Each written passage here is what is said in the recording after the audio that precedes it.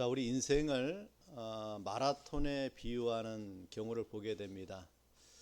단거리 선수에게는 순발력이 필요하지요. 그러나 마라톤을 달리는 선수에게는 순발력보다는 지구력이 필요합니다. 자, 인생이 마라톤이라고 볼 때에 우리 신앙생활에도 하루나 이틀에 끝나는 것이 아니라 단거리 선수처럼 순발력만 뛰어나서 되는 것이 아니라 일생 동안 달려야 되기 때문에 인내력 또 지구력이 필요하다라고 볼 수가 있습니다. 그래서 바울은 디모데후서 4장 7절과 8절에서 자신의 인생의 삶을 정돈해서 디모데에게 그 유언 같은 말씀을 남기고 있는 것을 보게 돼요. 내가 선한 싸움을 싸우고 나의 달려갈 길을 마치고 믿음을 지켰으니 이제 후로는 나를 위하여 의의 면류관이 예비되었다 라고 하는 유언의 말을 남기고 있는 바울을 보게 돼요. 바울은 나의 달려갈 길을 마쳤다라고 했습니다. 하나님이 내 인생의 삶에 달려갈 길을 내가 이제 다 마쳤다. 그리고 그 달려갈 길을 마칠 때에 말씀과 믿음을 지켰다라고 말씀하고 있는 것을 보게 돼요. 일평생 동안 선한 싸움을 싸우고 달려갈 길을 마치고 믿음을 지켰다라고 하는 것은 그가 신앙의 마라톤에 성공했다는 것을 의미합니다.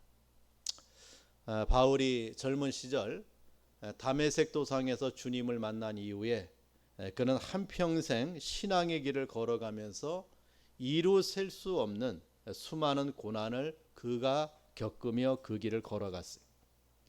굶주렸고 헐벗었고 또 매를 맞으며 투옥되고 또 추방당하고 또 돌에 맞는 그러한 위기의 삶을 저가 살아감에도 그 모든 것을 저는 견디고 이겨내며 신앙의 마라톤을 저는 달려가고 마친 바울을 우리에게 보여줘요. 그는 끝까지 완주했고 또 그 다음에 그에게 면류관이 준비되어 있다라고 하는 그의 말을 듣게 됩니다. 자, 신앙생활에도 이렇게 승리하려면은 마라톤에 임하는 자세와 인내로 신앙생활을 해야 된다라고 봐요. 신앙생활이라고 하는 것은 힘들다고 낙심해서 안 되고 또 성취했다고 자만에 빠져도 안 되고 실패했다고 절망해도 안 되고 성공했다고 오만해져도 안 됩니다. 주님을 향해 어제까지 걸었던 그 길을 오늘도 걸어가야 되고 또 오늘 걸었던 그 길을 내일도 걸어가는 이것이 우리의 신앙의 삶에 주어진 그러한 신앙의 자세라고 봐요. 자, 우리가 2022년도 또 한 해를 시작했는데 정말 빠른 세월 속에 상반기를 보내게 됩니다. 하나님 우리에게 열린 문을 가지고 이 한 해를 시작해서 이제 한 해의 절반을 저와 여러분이 통과하고 있습니다. 그리고 이제 남은 또 하반기를 저와 여러분이 살아가고 있어요. 지나간 상반기가 하나님의 은혜 가운데 지나왔다고 하면은 남은 하반기도 역시 하나님의 은혜로 시작하고 또 하나님의 은혜로 마무리가 되고 또 하나님의 은혜로 우리가 뿌린 것을 거두어 드리는 그런 축복의 하반기가 될 것이다 라고 생각을 합니다. 자, 이러한 시점에 오늘 우리가 읽은 본문의 말씀을 가지고 시간이 주는 교훈이라고 하는 하나님의 말씀을 생각해 보고자 해요. 하나님이 우리에게 시간을 통해서 주는 교훈이 있다. 이것이 오늘 본문에 있는 말씀의 주제가 됩니다. 자, 먼저 우리 오늘 시편 90편은 모세가 지은 시예요. 그리고 그 시가 시편 90편을 통하여 제4권이 시작되는 것을 우리에게 보여줍니다. 개독의 시편을 총 150편으로 쓰여져 있는데 그 150편의 시가 5권으로 분류가 돼요. 5권으로 나뉘어지고 90편부터 시작해서 106편까지 17편의 시가 제4권에 해당되는 그런 시가 됩니다. 자, 그러면 왜 시를 5권으로 분류하고 있는가? 자, 여기에는 신학자들의 여러 의견이 있지만 그 가운데 하나가 뭐냐면은 모세오경이 5권으로 구성되어 있죠. 그 모세오경의 5권의 구성에 맞추어서 시편도 5권으로 나뉘어져 있다라고 설명을 해요. 그래서 제4권에 해당되는 것은 모세오경 가운데 민수기에 해당되는 그런 내용이다라고 이렇게 설명을 하는 모습을 보게 됩니다. 자, 그렇다면은 민수기의 주된 내용이 무엇입니까? 이스라엘 백성들이 출애굽해서 가나안 땅에 들어가기 전까지 저들이 광야 생활을 통해서 하나님의 훈련을 받는 장면이 민수기 5장에 있는 민수기에 있는 그런 내용이 돼요. 아무것도 없는 그 광야에 저들은 하나님의 인도를 따라 40년의 여정을 걸어갈 때에 하나님이 저들을 구름과 또 불기둥으로 만나와 메추라기와 생수로 저들의 발이 부르트지 아니하도록 은혜를 더해서 저들이 광야 40년을 걸어가는 이스라엘의 광야 여정, 그 노정을 민수기에서 우리에게 말씀해 주고 있죠. 자, 그들이 광야 40년 이 길을 걸어갈 수 있었던 비결이 무엇입니까? 바로 하나님과 동행하는 인생, 이것이 광야길을 걸어가는 이스라엘 백성들에게 주어진 은혜라고 보죠.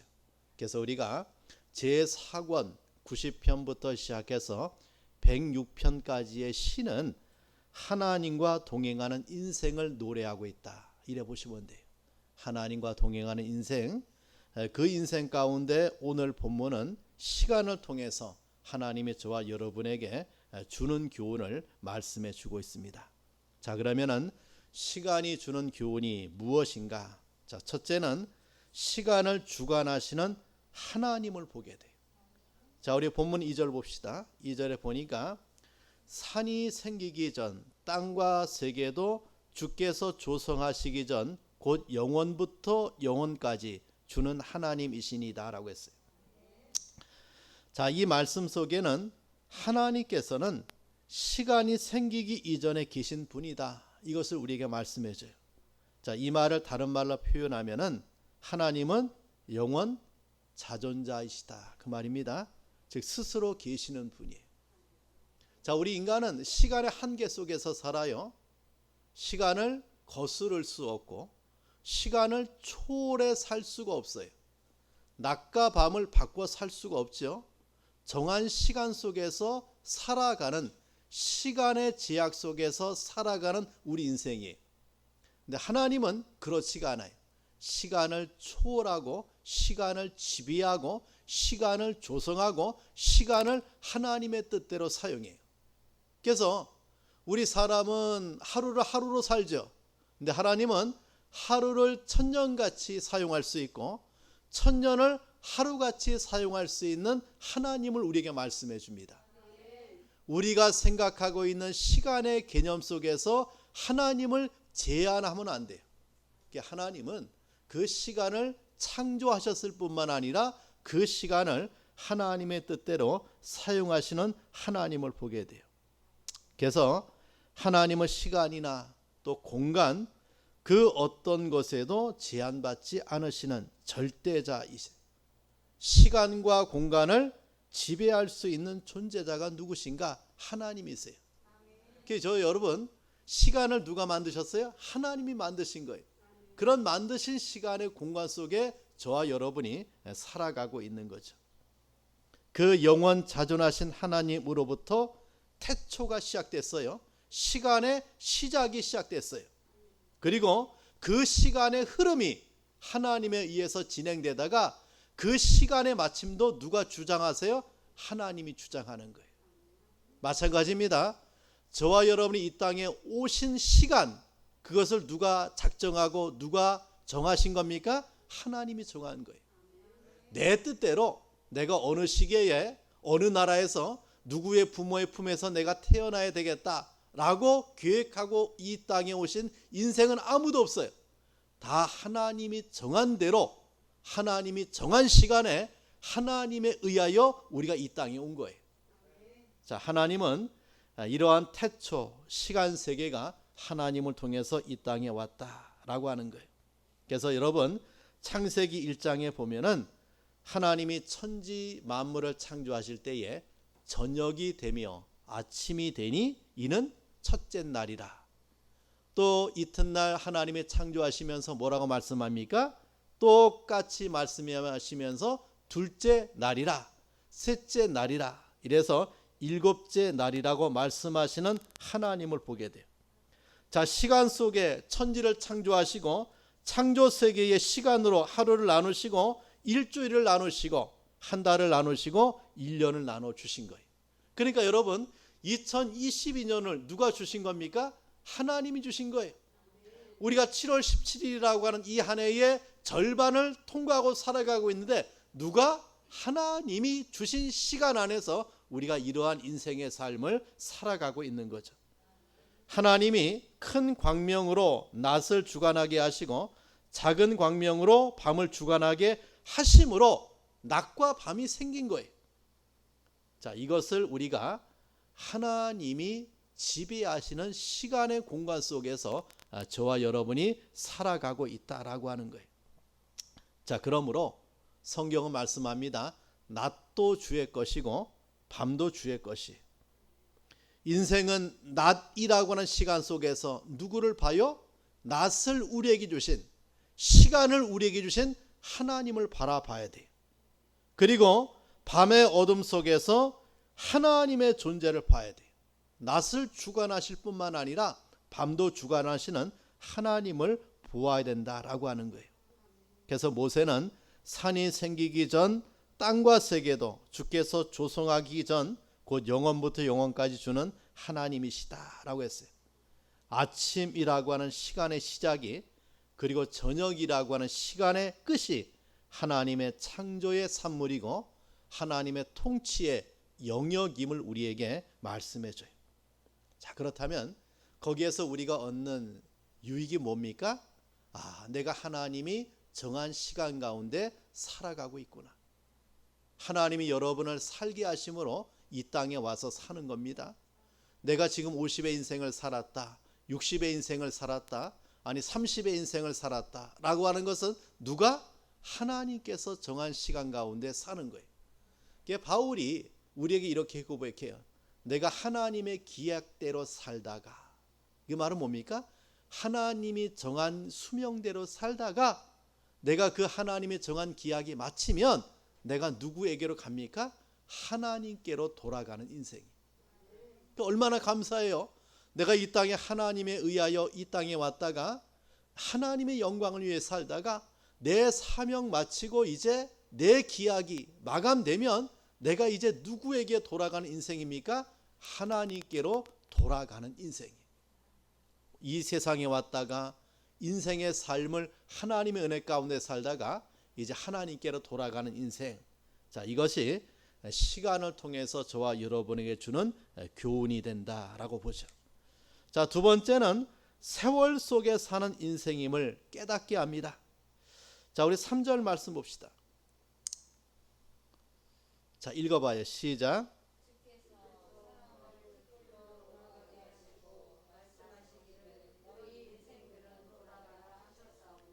자, 3절에 보니까 우리가 세월 속에 사는 인생 가운데 정말 깨달아야 될 하나가 있어요. 그건 뭐냐면 티끌로 돌아갈 무상한 인생이다, 유한한 존재라고 하는 것을 말씀해 줍니다. 자, 티끌로 돌아간다, 이 말은 무엇을 가리킵니까? 죽음을 가리켜요. 죽음을 가리켜요. 죄의 그 결과를 우리에게 말씀해 줍니다. 세월 속에 살고 있는 인생이 얼마나 짧은가. 자, 이것을 성경에서 우리에게 많이 말씀해 주고 있는데, 자, 5절에 보면은 이래 말을 해요. 주께서 그들을 홍수처럼 쓸어 가시나이다. 홍수 같다고 했어요. 제가 어릴 때 우리가 남한강 상류에서 살았습니다. 그래서 자주 홍수가 났어요. 그때는 댐도 없었고 또 이 물을 관리할 수 있는 능력이 없었기 때문에 여름이 되면 늘 홍수가 난 기억이 나요. 그 홍수가 어마어마하게 물을 싣고 남한강 상류를 훑어서 저 한강으로 흘러 들어가죠. 근데 순식간에 지나가요. 순식간에 지나가요. 자, 성경도 이래 말해요. 홍수같이 지나간다. 우리 인생을. 또 어떻게 설명합니까? 잠깐 자는 것 같다. 잠깐 자는 것 같다. 잠깐 자는 것 같다. 자, 우리가 밤에 잠이 들면은 잠깐 자는 것 같은데 아침을 맞이하죠. 인생이 그렇다 이거예요. 잠깐 자는 것 같다. 그리고 또 5절과 6절에 뭐라고 말씀해 주고 있는가? 아침에 꽃이 피어 자라나다가 저녁에 베인바 되는 풀꽃 같은 인생이라고 말을 해요. 여러분, 풀이 얼마나 왕성합니까? 지금 이제 가물어서 풀이 많이 안 나는데 풀은 정말 왕성해요. 근데 몰라요? 말라버려요. 꽃이 피었다 바로 져버립니다. 자, 우리 인생이 그러하다라고 하는 거예요. 자, 이런 우리 인생의 한평생을 본문에서는 아침과 저녁으로도 표현해요. 아침은 풀이 돋는 때고 아침은 꽃이 피어 자라는 때고 인생의 시작, 곧 출생이나 출발을 아침으로 표현해요. 그리고 그 아침은 무엇을 맞이하게 됩니까? 저녁을 맞이해. 저녁. 그 저녁은 벤바 되어 마르는 때라고 했습니다. 인생의 종말을 의미해요. 말하자면 인생의 끝날 죽음의 때를 의미하고 있다라고 하는 거예요. 자, 이러한 때를 가리켜서 티끌 인생이다, 돌아가는 인생이다, 쓸려가는 인생이다, 잠깐의 인생이다, 또 마르는 인생이다, 또 9절에 보니까 일시간의 인생이다, 또 10절에 보니까 날아가는 인생이라고 했어요. 날아가는 인생이다. 아침이 있다고 하면 저녁이 있는 인생이다. 태어남이 있다고 하면 죽음이 우리를 찾아오는 유한한 인생임을 우리에게 말씀해 줍니다. 그래서 창세기 5장에 보면은 그 아담부터 시작해서 노아의 아버지 라멕까지의 인생의 삶의 그 연수를 기록해 놓은 성경이 창세기 5장이에요. 그래서 아담이 930세를 살았죠. 그 다음에 그 여러 인물 가운데 가장 오래 살았던 사람이 무두셀라라고 하는 사람인데 969세를 살았어요. 자, 그런데 그 5장 성경의 기록을 보면은 정말 우리보다 몇 배나 더 오래 사는 사람들이에요. 근데 성경은 어떻게 기록해 놓고 있습니까? 낳고 지내며 몇 세를 향수하고 죽었더라 라고 하는 성경 기록들이 반복되고 있는 것을 보게 돼요. 아담부터 시작해서 라멕까지 그 우리 인류의 초기가 되는, 인류의 시작대음이 되는 그 인생들의 삶, 그 수백 년의 인생의 삶을 성경이 뭐라고 말씀해 주고 있는가? 낳고 지내다가 몇 세를 향수하고 죽었다라고 성경이 말씀해 줍니다. 수백 년의 인생을 살아도 결국 어떤 인생이다란 말입니까? 유한한 인생이다. 이것을 우리에게 말해줘요. 다시 말해서 우리는 정한 시간이 있다, 그 말이에요. 정한 시간이 있다. 누구에게도 이 세월을 벗어날 수 없는, 하나님이 정한 기한대로 살아갈 수밖에 없는 유한한 인생임을 시간을 통해서 하나님 우리에게 교훈해 주고 있다라고 하는 거예요. 그래서 풀이 벤바되고 마르게 되어버리고 시들어버리는 시기를 우리에게 말씀해 주고 있다라고 하는 거예요. 자, 그렇다면은 우리가 그러한 시간 속에서 어떠한 인생의 삶을 살아가야 되느냐라고 하는 거죠. 자, 그것은 바로 하나님 앞에 서야 될 때를 바라보고 살아가야 돼요. 자, 그것이 깨어 있는 신앙의 삶의 모습이라고 하는 거예요. 여러분, 누구나 예외 없이 우리에게 죽음이 있다라고 하면은 그 죽음 뒤에 반드시 누구 앞에 서야 될 날이 있다는 말입니까? 하나님 앞에 서야 될 날이 있어요. 예외가 없어요. 이것을 심판의 한 날이 정해져 있다라고 성경이 말을 해요. 모든 사람이 예외 없이 예수의 심판대 앞에 서야 할 마지막 한 날이 정해져 있다. 이것을 우리에게 교훈해 줍니다. 이것을 예수께서는 타작마당이라고 해요. 타작마당. 우리가 봄에 씨앗을 파종하고 여름에 가꾸고 그 다음에 반드시 타작되어질 가을의 추수의 때를 우리에게 말씀해 주듯이 우리 인생도 타작마당이 있어요. 타작마당.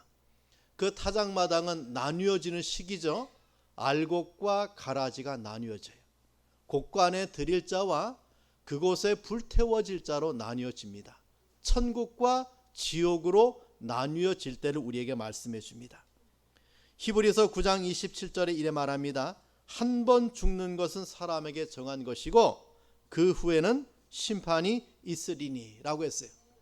요한계시록에 주님이 말씀합니다. 백보자 심판대 앞에서 너희의 행한 대로 내가 너희를 심판할 것을 말씀해 줘요. 그래서 우리가 행한 모든 것이 어디에 기록되어 있어요? 모든 책에, 각각의 책에 그 행한 대로 기록되어 있고 기록된 대로 하나님이 저와 여러분을 심판하실 것을 말씀해 줘요. 자, 여기에 우리는 우리 인생의 삶에 그날이 있음을 바라보고 우리가 인생의 삶을 소홀하지 아니해야 될 이유가 바로 거기에 있다라고 우리에게 볼 수가 있죠. 자, 이렇게 세월이 우리에게 주는 교훈은 여기에 있다라고 볼 수가 있습니다. 그날을 헛되이 허비하지 말고 그날을 어떻게 해요? 하나님의 영광을 위해 살아가는 그런 인생의 삶이 필요하다라고 볼 수가 있어요. 그래서 이 모세는 이렇게 10절에 우리에게 말씀해 줍니다. 우리의 연수가 몇 년이에요? 70이. 강건하면 80이라도 그 연수의 자랑은 수고와 슬픔뿐이요 신속히 가니 우리가 날아가나이다 라고 했습니다. 여러분, 우리가 70의 인생, 80의 인생의 삶이 수고와 슬픔뿐이에요. 그것도 날아가고 신속히 지나가 버려요. 그러한 시간을 어떻게 해야 된다는 말입니까? 아끼고 그 시간을 끼어서 하나님 앞에 받은 영광을 위해 살아가다가 하나님 앞에 서야 될 인생임을 우리에게 교훈해 주고 있는 겁니다. 자, 세 번째는 자신의 날을 계수하며 살아야 함을 알려주고 있습니다. 자, 우리 자신의 날이 있어요. 그 날을 계수해야 된다. 계수해야 된다. 자, 12절 말씀 봅시다. 같이 한번 읽어봐요. 시작. 우리에게 우리 날 계수함을 가르치사 지혜로운 마음을 얻게 하소서라고 했죠. 자, 이 계수라고 하는 말, 이 계수한다, 이 말은 자기 인생의 생존 날짜를 계산한다 그 말이 아니에요. 내가 몇 날 남았다. 우리가 보통 암을 선고받으신 분들이 의사를 통해서 6개월 남았습니다. 이렇게 진단을 받잖아요. 그런 날 개념이 아니라 사는 날 동안 이 날 계수한다 이 말은 나의 사는 날 동안 내 삶의 목적과 의미를 깨달으라 그 말이에요. 이 말은 내가 왜 이 땅에 왔느냐? 내가 왜 살아가느냐? 나의 존재 의미가 무엇이냐? 내가 왜 이 땅에 존재하고 있는 이유가 무엇이냐? 이것을 깨닫고 살아가라 그 말이에요.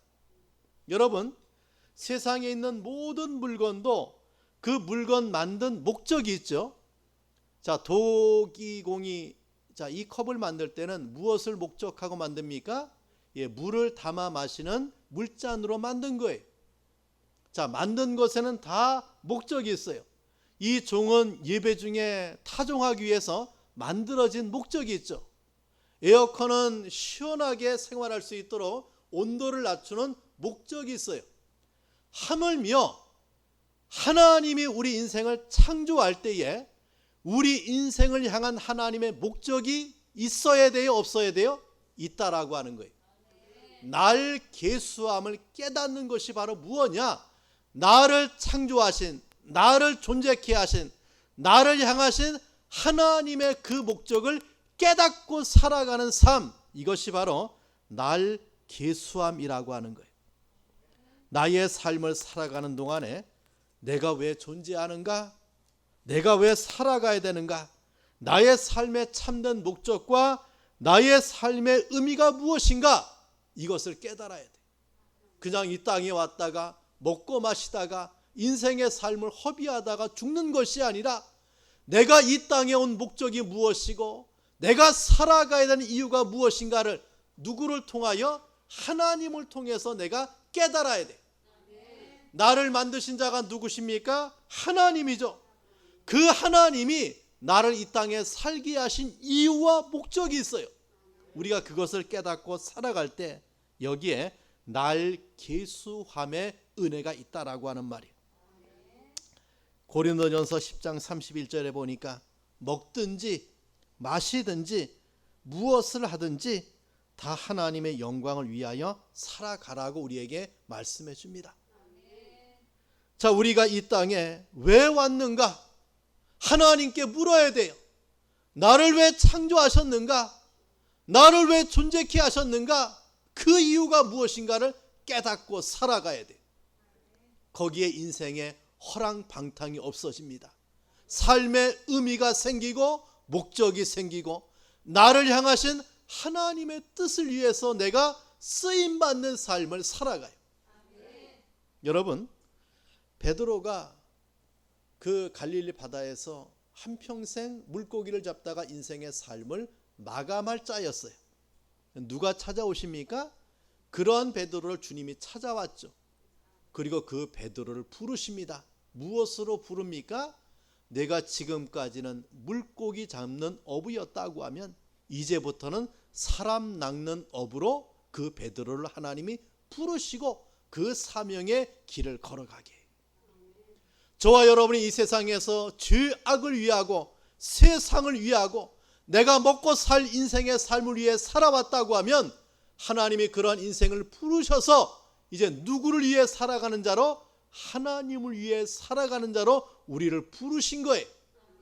그것이 바로 예배요, 그것이 바로 전도요, 그것이 바로 우리에게 주어진 하나님을 섬기는 신앙의 삶의 모습이라고 하는 거예요. 너희 날 계수함을 깨닫는 삶, 이것이 얼마나 귀하고 복된 것인가를 우리에게 말씀해 주고 있죠. 하나님은 저와 여러분 부르십니다. 무엇으로 부릅니까? 너는 내 것이라. 내 것이라. 주님의 영광을 위해서 창조한 하나님의 것으로 나를 부르신 거예요. 그 사명을 위해 살아갈 때 우리 인생의 삶에 의미가 있고 나를 창조하신 하나님의 그 뜻대로 살아가는 즐거움과 행복과 복된 인생의 삶이 거기에 있음을 우리에게 말씀해 주고 있는 거예요. 그래서 오늘 성경에 모세는 이렇게 말합니다. 자, 우리 14절 봅시다. 읽어봐요. 시작. 아침에 주의 인자하심이 우리를 만족하게 하사 우리를 일생 동안 즐겁고 기쁘게 하소서.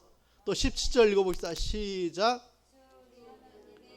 증을 우리에게 내리게 하사 우리의 손이 행한 일을 우리에게 경고하게 하소서. 우리의 손이 행한 일을 경고하게 하소서. 하나님의 사명받은 자, 나의 날 계수함을 깨달은 자가 하나님과 동행하며 하나님의 영광을 위해 살아갈 때에 저가 드린 찬양의 시고 저의 기도의 모습을 우리에게 보여줍니다. 우리 사랑하는 성도 여러분, 저와 여러분은 이 땅에 어떠한 이유로 왔든지 하나님을 통해서 저와 여러분이 이 땅에 살게 됐어요. 하나님은 저와 인생의 삶을 살아가는 저와 여러분에게 이러한 시간을 통해서 우리에게 교훈을 주고 있다. 나를 시작하게 하신 자도 하나님이십니다. 나의 인생의 삶을 마감할 자도 하나님이세요. 그 시간의 유한한 생애 속에서 우리가 하나님 앞에 설 때를 생각하고 인생의 삶을 살아가야 돼요. 그 가운데 우리는 하나님 앞에 드릴 영광을 위해서 부름의 은혜를 받았습니다. 그 인생의 삶을 살아가는 그런 은혜가 있기를 축원합니다. 자, 기도하겠습니다. 자, 오늘 받은 말씀을 붙들고 기도합니다. 시간이 우리에게 주는 교훈입니다. 하나님께서 시간을 통해서 우리에게 주는 그러한 은총을 이 모세를 통해서 우리가 듣게 돼요. 자, 그런 은혜가 있길 바랍니다.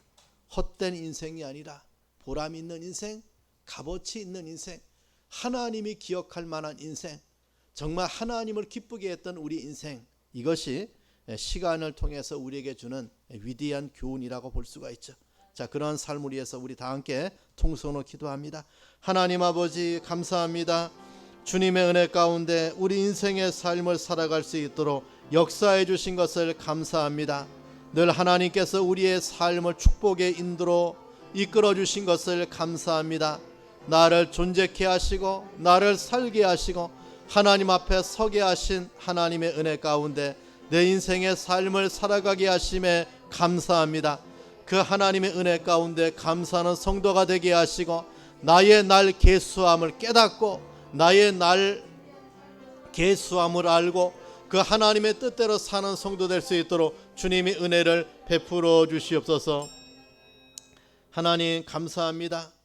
시간을 창조하시고 또 그 시간 세계 속에서 우리를 존재케 하시고 우리가 이 하나님이 허락하신 시간 속에서 나의 날 계수함을 알고 깨닫고 하나님께서 주신 사명을 붙들고 목적 있는 의미 있는 삶을 살아갈 수 있도록 은혜 주신 것을 감사합니다.